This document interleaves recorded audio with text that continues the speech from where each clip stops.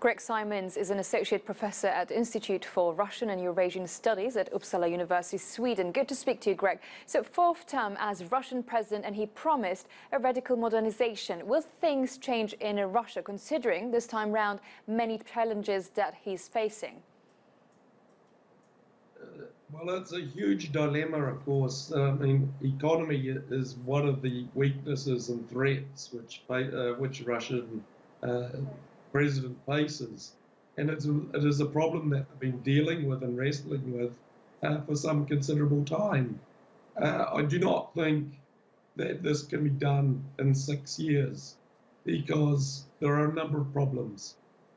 One of these is the ability to change, because there have been windows where there has been the opportunity to change.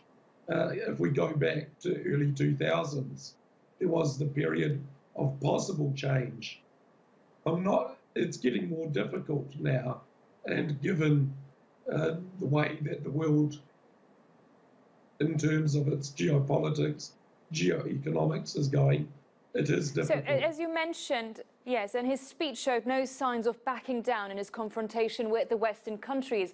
Is it a new Cold War? What kind of power does Russia really have? There has been a new Cold War going back some time. I mean, some people try to sort of deny that there was a new Cold War. Less and less people deny that now. I mean, Brzezinski, before he died, has stated that there was a new Cold War. Kissinger says there's a new Cold War. There is a new Cold War.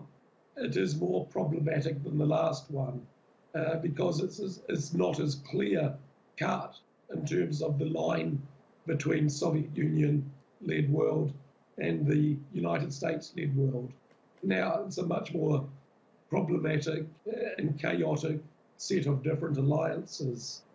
And yeah, it's highly unstable, but it's popular that Putin is seen to stand up to the world because of this narrative of having suffered the Soviet collapse and the lack of power and prestige that followed from that. Well, that's all the time we have. Thank you very much for that, Greg Simons there.